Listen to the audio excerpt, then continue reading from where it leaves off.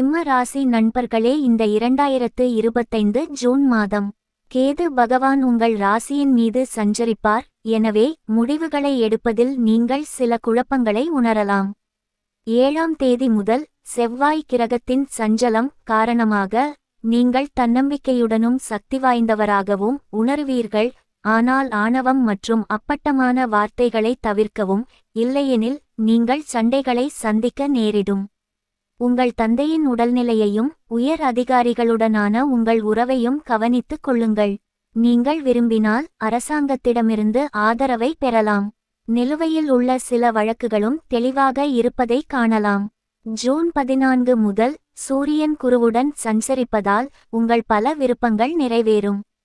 நீங்கள் தைரியத்துடனும் வலுவான மன உறுதியுடனும் செயல்படுவீர்கள். இது உங்களுக்கு உயர் பதவியை பெறலாம்.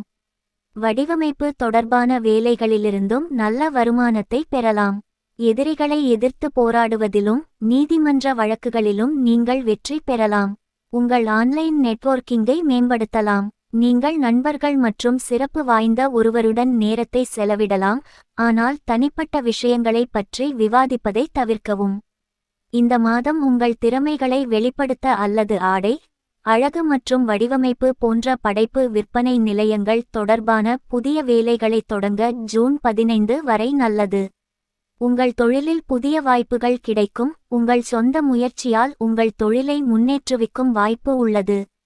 ஆனால் இந்த மாதம் கூட்டாண்மைகள் மற்றும் போட்டியாளர்களிடம் கவனமாக இருங்கள். சிறப்பாக எந்த புதிய வேலையையும் நன்கு ஆராயாமல் தொடங்க வேண்டாம். ஜூன் 22 முதல் பணியிடத்தில் உங்கள் செலவுகள் அதிகரிக்க வாய்ப்புள்ளது. வெளிநாட்டு நிறுவனத்திடமிருந்து வரும் சலுகைகளையும் நீங்கள் நிராகரிக்கலாம். இந்த மாதம் வேலைகளை எளிதில் மாறுவது பற்றி யோசிக்காதீர்கள். ஆனால் உங்களுக்கு நல்ல வாய்ப்பு கிடைத்தால் உங்கள் திறமையை நிரூபிக்க அர்ப்பணிப்புடன் செயல்படுங்கள். சக ஊழியர்களுடனும் இளையவர்களுடனும் தனிப்பட்ட விஷயங்களை பற்றி விவாதிக்காதீர்கள். அப்போதுதான் உங்கள் உறவுகள் சமமாக இருக்கும். மேலும் மூத்தவர்களின் வார்த்தைகளை குருட்டுத்தனமாக நம்பி அவ்வளவு எளிதில் மகிழ்ச்சியடையாதீர்கள். அவர்கள் உங்களுக்கு ஏதாவது காட்டக்கூடும், ஆனால் உண்மை முற்றிலும் வேறொன்றாக இருக்கலாம். இந்த மாதம் அதிர்ஷ்டமான தேதிகள் 5, 10, 9, 18, 30 ஆகும். இந்த மாதம் உங்கள் காதல் துணைக்கு ஏதாவது ஒரு அறிவுத்துறையில் ஆர்வம் ஏற்படும். எனவே அவர்களின் தேடலில் அவர்களுக்கு ஆதரவளிக்கவும்.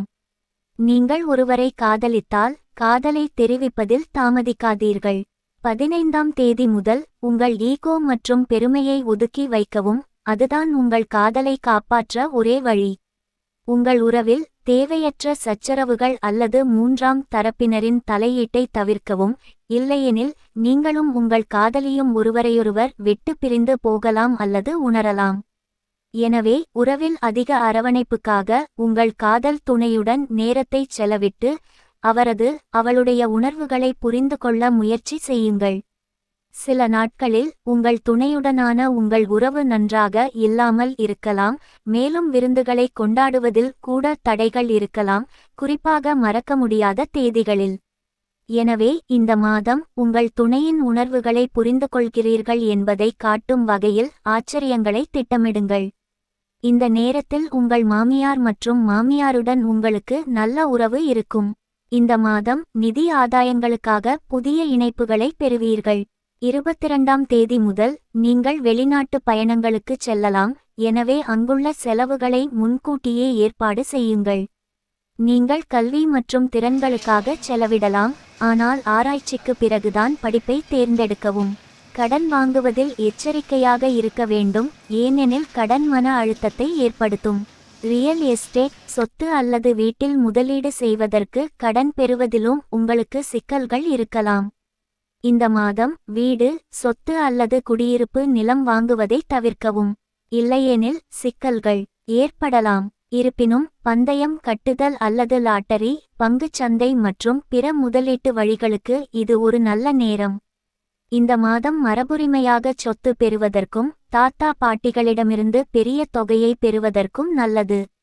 நீங்கள் ஆடம்பர தளபாடங்களுக்கு செலவு செய்ய விரும்புவீர்கள், ஆனால் கொஞ்சம் யோசித்த பின்னரே முன்னேறுவீர்கள். மாணவர்கள் மற்றும் குழந்தைகள், இந்த நேரத்தில் பட்டய கணக்கியல், கணக்குகள், சட்டம், பொறியியல், சிவில் சர்வீசஸ் மற்றும் கற்பித்தல், கல்வி தொடர்பான துறைகளில் உள்ளவர்கள் வெற்றிகரமான நேரத்தை காணலாம். மாணவர்கள் புதிய கல்வி நிறுவனத்தில் சேர்ந்து நல்ல பலன்களுடன் படிப்புகளை முடிக்கலாம். இருப்பினும் புதிய படிப்புகளுக்கு எளிதாக செலவு செய்வதை தவிர்க்கவும். மேலும் குழப்பம் மற்றும் மன அழுத்தத்தை நீக்க பூங்காவில் நடக்கத் தொடங்குங்கள். மேலும் படிக்க அமர்வதற்கு முன்படைப்பு வேலைகளையும் செய்யுங்கள். உங்கள் மன உறுதியுடன் செயல்பட முயற்சி செய்யுங்கள். சமூக ஊடகங்களில் நேரத்தை வீணாக்குவதை தவிர்க்கவும், இதனால் எதிர்கால முடிவுகள் சிறப்பாக வரும்.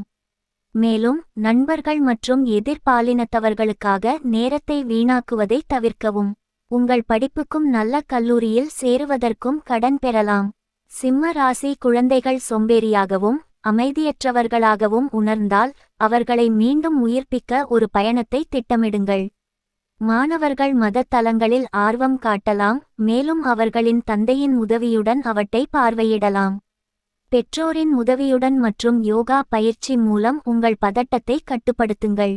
உங்கள் ஆரோக்கியத்தை கவனித்துக் கொள்ளுங்கள், குறிப்பாக மாத இறுதியில் குப்பை உணவை நிறுத்துங்கள். இந்த மாதம் குடும்பத்திற்கு நல்லது.